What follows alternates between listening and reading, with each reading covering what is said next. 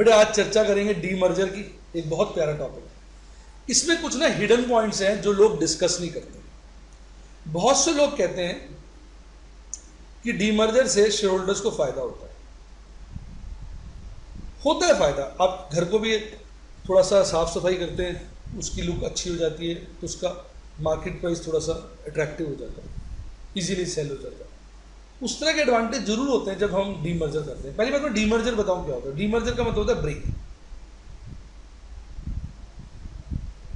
Benefit किस तरह के हो सकते हैं मैं आपको बताता हूं, जरा समझना। बेनिफिट डीमर्जर में किस तरह के हो सकते हैं। जैसे अब हमारी एक कंपनी है, ध्यान से देखिए, ये मैं बड़ा टेक्निकल बात बता रहा हूं आपको, ये चीजें लोग डिस्कस नहीं करते। हमारी एक कंपनी है, उसके अंदर दो बिजनेस है, एक सॉफ्टवेयर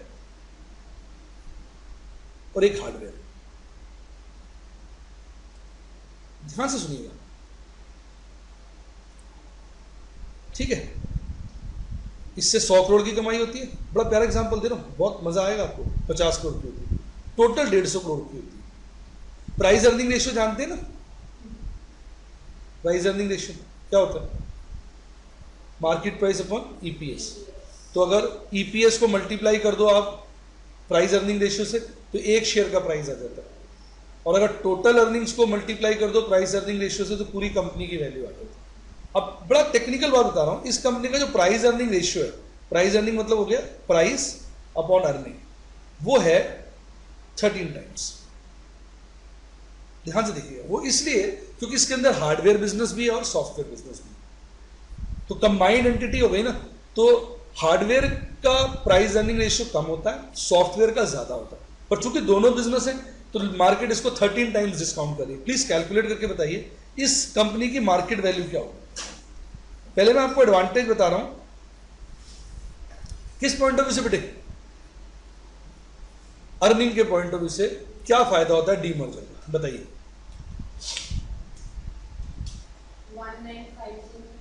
1950, ये इसकी मार्केट वैल्यू।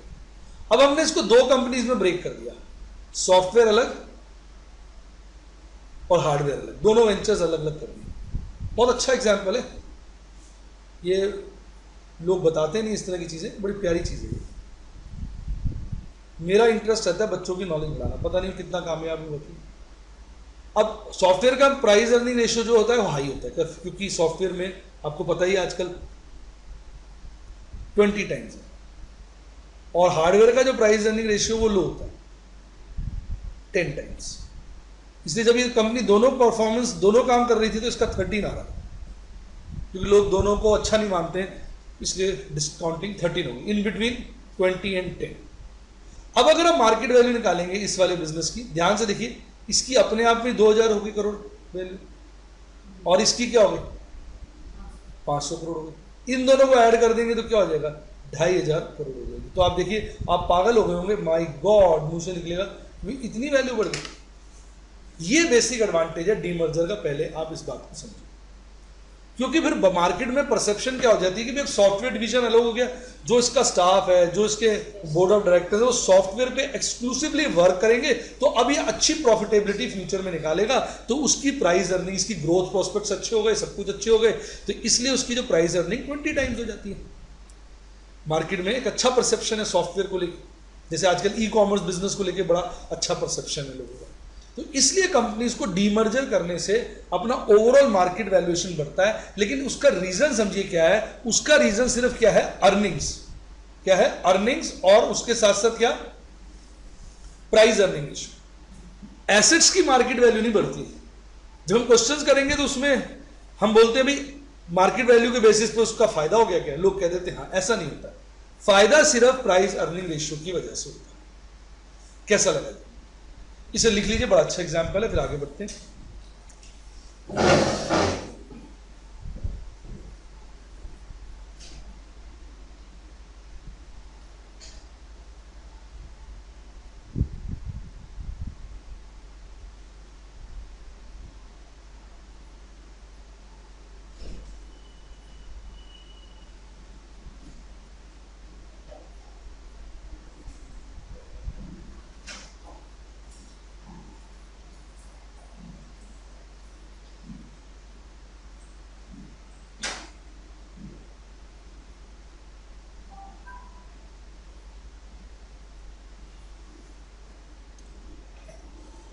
लिख लिया?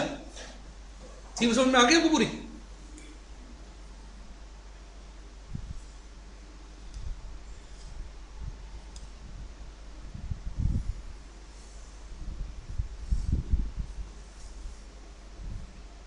तो एक बार समराइज कर देता हूं। डीमर्जर का मतलब होता है कंपनी को ब्रेक कर देना, कंपनी के हिस्से कर देना। यहां मैंने जो एग्जांपल दिखाया उसमें दिखाया कि एक कंपनी सॉफ्टवेयर और हार्डवेयर दोनों का काम करती है और उसकी जो अर्निंग्स है दोनों डिवीजन से 100 करोड़ और 50 करोड़ मिलाकर 150 करोड़। चूंकि वो दोनों काम करती है तो उसका मार्केट परसेप्शन के हिसाब से प्राइस अर्निंग रेशियो 13 टाइम्स है, जिससे उसका मार्केट वैल्यूएशन 1950 आता है। 1950 करोड़ कैसे निकाला मैंने इसको? 150 को अर्निंग को प्राइस अर्निंग रेशियो से मल्टीप्लाई। अब हमने सॉफ्टवेयर डिवीजन अलग कर दिया, हार्डवेयर डिवीजन अलग कर दिया। दोनों की अलग अलग प्राइस अर्निंग रेशियो, सॉफ्टवेयर की ज्यादा है, हार्डवेयर की कम है। उसके बावजूद भी आप देखते हैं हाइव ऑफ करने से या डीमर्ज करने से हमारी टोटल मार्केट वैल्यूएशन बढ़ गई। इस एडवांटेज का फायदा उठाने के लिए लोग डीमर्जर करते हैं। लेकिन अगर मार्केट वैल्यू ऑफ एसेट और मार्केट वैल्यू ऑफ लाइबिलिटीज के बेसिस पर आप वीपीएस निकालेंगे, वैल्यू पर शेयर, कौन से मेथड के बेसिस पर? नेट एसेट मेथड के बेसिस पर, तो कोई गेन नहीं होता डीमर्जर करने से। समझ गए मेरी बात? एक आध जगह बुक्स वगैरह में लिखा हुआ क्वेश्चंस में कि गेन हो रहा है, एक्चुअली में गेन नहीं है वो, वही मैं आपको एक क्वेश्चन से डिस्कस करके बताऊंगा। इसमें कोई डाउट? डीमर्जर का मीनिंग क्लियर? अब यहां मैं उनको चीजों को बारीकी से आराम से बता रहा हूं। देखिए, demerger refers to breaking of an organization into 2 और more organizations. It is reverse of amalgamation. Amalgamation में 2 कंपनियां जुड़कर एक बनती थी, या एक कंपनी टूटकर 2, 3, 4 बन जाती। डीमर्जर मर्जर का उल्टा। Here the existing organization is broken into 2 or more organizations by transferring of assets and liabilities of one or more divisions to the new organization. यानी existing organization assets liabilities देख दूसरी organization को देख के उसको अलग बना देते हैं। Shareholders of the existing company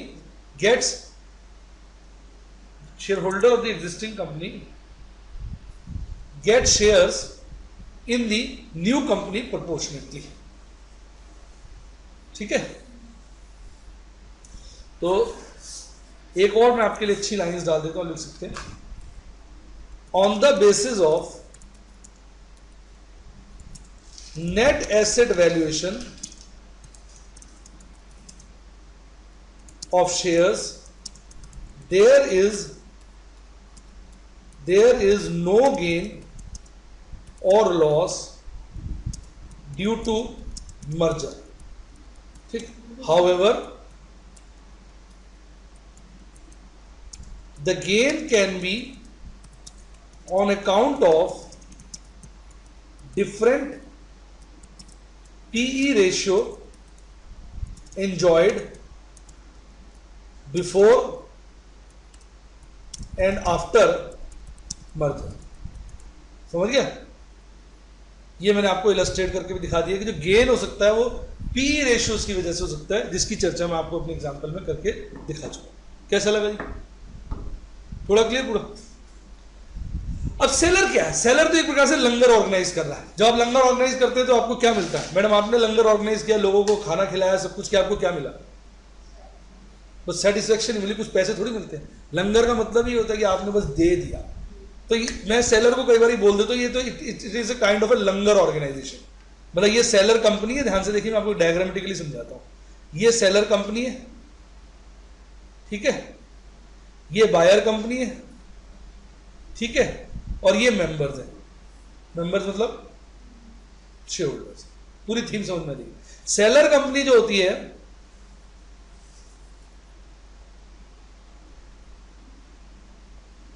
seller company जो होती है वो बायर कंपनी को एसेट्स एंड लायबिलिटीज दे देती है, समझ आया? और बदले में कुछ नहीं देती। बदले में बायर कंपनी जो डायरेक्टली है वो इक्विटी शेयर्स दे देती, किसको? मेंबर्स को। ये कौन है? मेंबर्स। समझ गए? मेंबर्स किसके हैं? Seller company. पहले ये किसके मेंबर्स थे? सेलर कंपनी के। पर जैसे शेयर मिल जाता है तो ये फिर मेंबर किसके हो जाते हैं? बायर का। कैसा लगा? थीम समझ में आ गई? अच्छा लगा डायग्राम? अब उस डायग्राम से एंट्री समझिए, आपको समझ आ जाएगा। अब सेलर कंपनी लायबिलिटीज दे रही है, लायबिलिटी का क्रेडिट बैलेंस होता है, उसको डेबिट कर देगी, लायबिलिटी क्लोज। ये सब एंट्री बुक वैल्यू से हो रही है। किससे हो रही है? बुक वैल्यू से। लोन दे रही है, लोन का क्रेडिट बैलेंस होता है, उसको डेबिट कर देंगे, लोन क्लोज।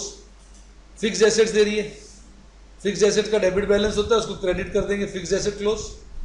करंट एसेट दे रही है, करंट एसेट का डेबिट बैलेंस होता है, उसको क्रेडिट कर देंगे, करंट एसेट क्लोज।